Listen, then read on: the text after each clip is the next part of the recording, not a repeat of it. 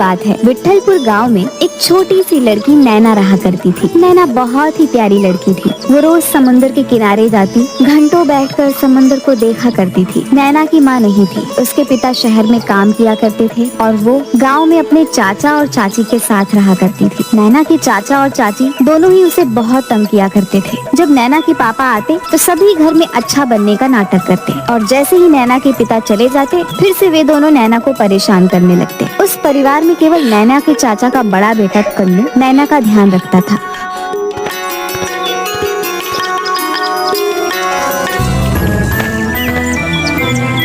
नैना, तुम रोज यहाँ शाम को बैठ जाती हो, ऐसा क्या अच्छा लगता है समुद्र में जो तुम यहाँ यूं ही घंटों तक बैठी रहती हो? मुझे यहाँ पर बैठकर मछलियों को देखना अच्छा लगता है। मुझे भी उनकी तरह पानी में तैरना है। तो तुम ऐसा कर लो, पहले तैरना सीख लो, फिर तुम भी इन मछलियों की तरह समुद्र में तैर पाओगी।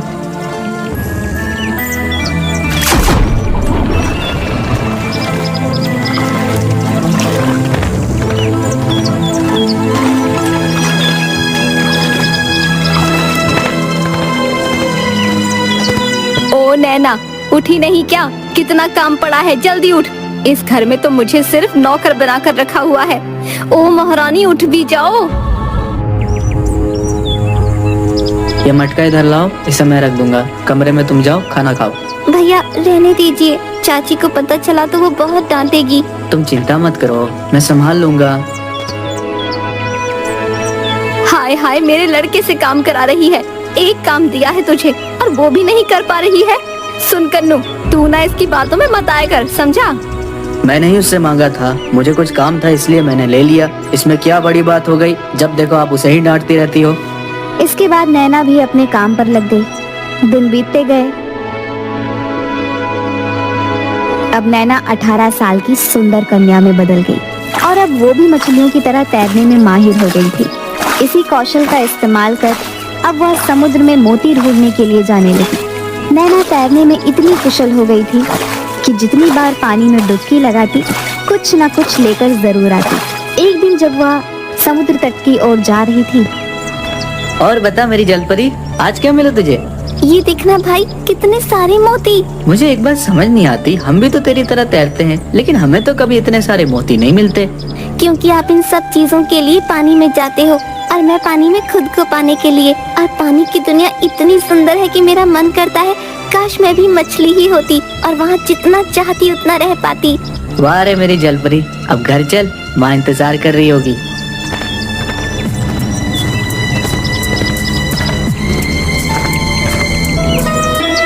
नैना इधर आ, आज क्या क्या मिला सब यहाँ पर रख दे और कुछ भी छुपाने की कोशिश मत करियो, देखियो। वाह, चल मेरे साथ काम करने में थोड़ा मेरा हाथ बटा। हाँ मेरा बेटा, चल तू हाथ मुंह धो ले, तेरे लिए खाना लगाती हूँ। वो भी मेरी तरह थक कर आई है ना, क्या हो जाएगा अगर वो भी खाना खा लेगी तो? मुझे तो खाना खिला रही हो और उससे काम करवा रही हो। वाह, जो अंदर लेटी पड़ी हुई है उससे भी कुछ करवा लिया करो, जब देखो तब सोती रहती है। मुझे तो समझ नहीं आता वो मेरी बहन है या नहीं। ऐसा नहीं बोलते, थक गई होगी इसीलिए सो गई होगी। और तू कितना भी समझ ले, वो तेरी बहन है, ये नहीं समझा? ऐसा है तो मैं भी खाना नहीं खा रहा हूँ, मैं जा रहा हूँ। कहाँ जा रहा है ये तो बता दे। जहाँ क्लेश करने वाला कोई ना हो। देखो तो आजकल के बच्चे कैसे मुंह चला रहे हैं। तेरी वजह से हुआ है मेरे बच्चे को, जब देखो भड़का के रखती है। चल अब मुंह क्या देख रही है, काम कर। एक दिन जब वह समुद्र तट की ओर जा रही थी तभी उसे एक लड़की मिली। दीदी, क्या आप मुझे तैरना सिखाओगी? मुझे भी आपकी तरह तैरना है। अरे वाह, क्यों नहीं, कल से 5 बजे शाम को आ जाना तट पर, ठीक है?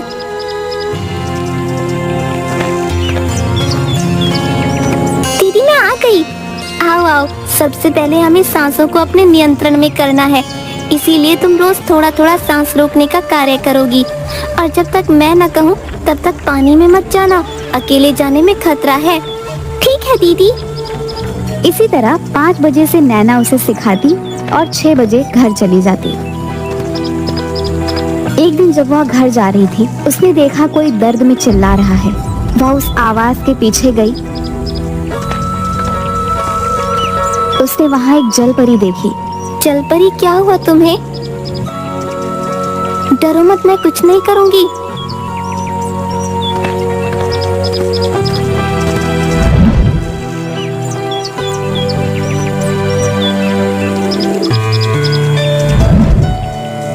तुम कितनी अच्छी हो। मेरा नाम जिया है। तुम्हारा नाम क्या है? मेरा नाम नैना है। मुझे तुमसे मिलकर अच्छा लगा नैना, लेकिन अब मुझे जाना होगा। घर वाले मेरा इंतजार कर रहे होंगे। ठीक है, आती रहना। मैं रोज शाम को तुमसे यहाँ मिलने आऊंगी। ठीक है, कल मिलते हैं।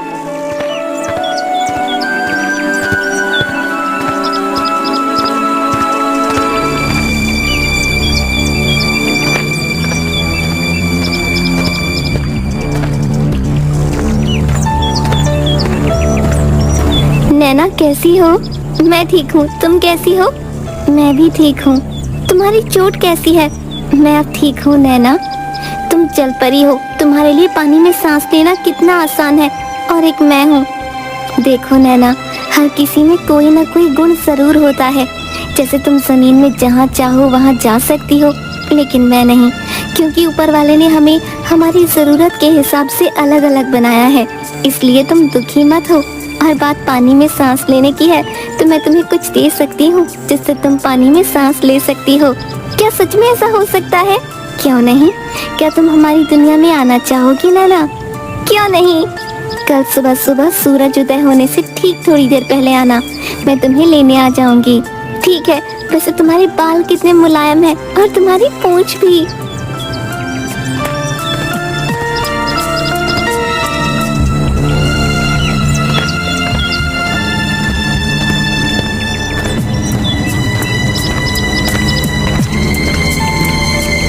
तुम्हें तैरना तो आता है ना नैना?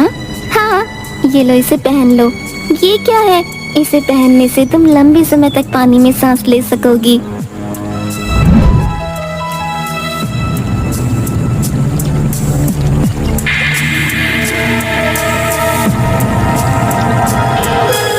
तुम्हें पता है, मैं हमेशा से मछली बनना चाहती थी, ताकि जितना चाहूँ उतना पानी में रह सकूं।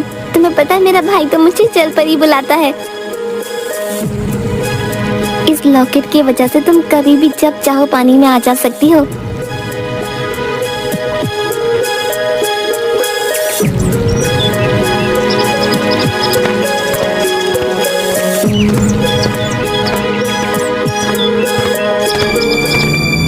आज तू कहाँ गई थी? सुबह से गायब है तू, घर पर भी नहीं आई। बोल कहाँ गई थी? मैंने तुझे बहुत सर पर चढ़ा रखा है। रुक, तुझे आज बताती हूँ। बस थोड़ा सा काम था आज के बाद इतनी देर बाहर कभी नहीं रहूंगी। इसके बाद अगर बिना बताए गई तो टांगे तोड़ दूंगी तेरी।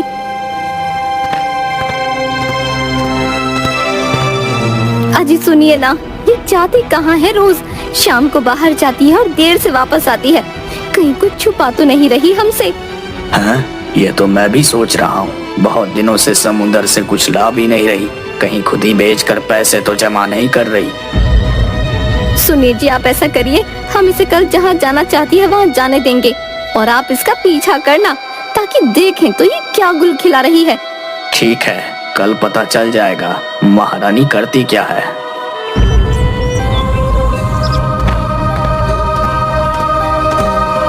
सुन, काम हो गया? हाँ चाची, हो गया, बस कपड़ों पे प्रेस करना बाकी है। अच्छा ठीक है, सुन, इसके बाद जा लियो जहाँ तेरा मन करे, लेकिन समय से घर पर आ जाना, वरना कल से जाने नहीं दूंगी, समझ गई?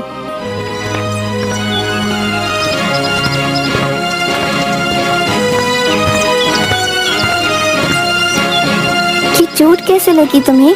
अब वो मैं गिर गई थी। तुम्हारी चाची ने मारा है ना? तुम्हें कैसे पता? हम चोट देखकर उससे जुड़ी यादों को महसूस कर सकते हैं। ऐसा करते हैं, पानी में चलते हैं। किसी ने देख लिया तो मुसीबत हो जाएगी। ठीक है, लेकिन मैं जल्दी बाहर आ जाऊंगी। घर जल्दी नहीं पहुंची तो चाची मारेगी। ठीक है।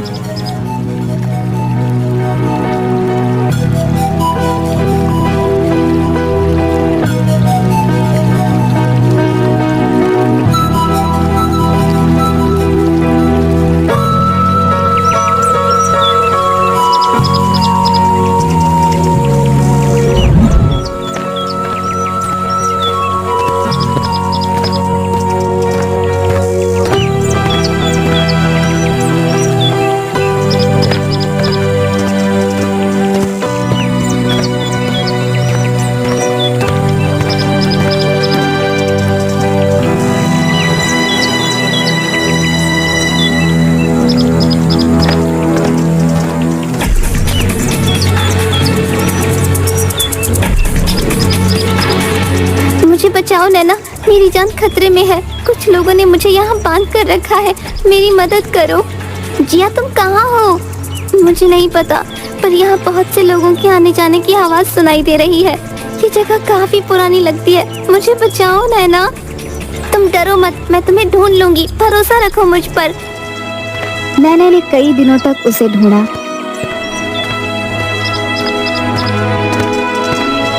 पर उसे जिया कहीं नहीं मिली। एक दिन वो और उसकी चाची मछली खरीदने बाजार आए थे। तभी उसकी नजर पीछे खंडहर घर पर पड़ी।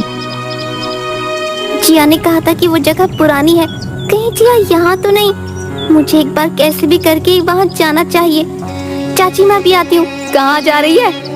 बस वो सब्जी एक ठेले पर भूल गई, उसे अभी लेकर आती हूँ। एक काम ठीक से नहीं होता, जा जल्दी लेकर आ। इसके बाद नैना उस खंडहर के अंदर गई। तभी जिया ने देखा कि कहीं से पानी आ रहा है। नैना अंदर जाने लगी तो उसने देखा कि जिया को किसी ने बांध के रखा है और तुरंत जिया के गले लग गई। जिया के हाथ खोल दिए। तब तक वहाँ पर उसके चाचा आ गए। इसे यहाँ छोड़कर चली जा नैना, मैं तुझसे इस जल परी के लिए नहीं लड़ना चाहता। चाचा ये आप क्या कर रहे हो? आपने इसे क्यों बांधा है? तू नहीं जानती नैना, पूरी दुनिया को पता चल जाएगा कि मैं वो पहला इंसान हूँ जिसके पास जल परी है। तू सोच, उसे देखने के लिए कितने लोग पागल हो जाएंगे और मैं बन जाऊंगा यहाँ का सबसे अमीर आदमी।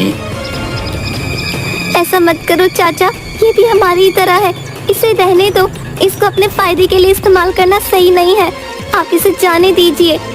मैंने बोला ना चली जा, समझ नहीं आता तेरी। घर जाके चाची से इतनी मार पड़वाऊंगा कि याद रखेगी, समझी?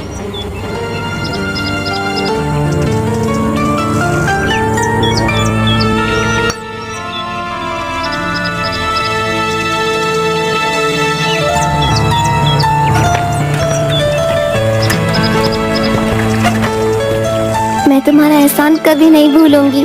आज से तुम्हारी हर मुश्किलें ये लॉकेट हल कर देगा।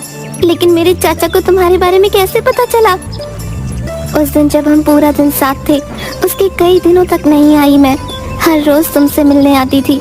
इस वजह से एक दिन तुम्हारे चाचा की नजर मुझ पर पड़ गई और उन्होंने धोखे से मुझे पकड़ लिया। अब मुझे जाना होगा। पिताजी ठीक कहते हैं, ये दुनिया हम जैसों के लिए नहीं बनी है, इसीलिए आज के बाद मैं यहाँ कभी नहीं आऊंगी।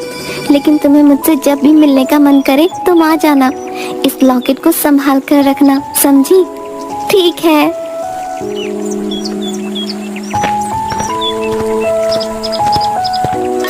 दूसरी तरफ नैना के पापा भी घर आ गए। नैना ने अपने पापा को सारी बात बता दी। नैना के पिताजी ने पुलिस को फोन किया।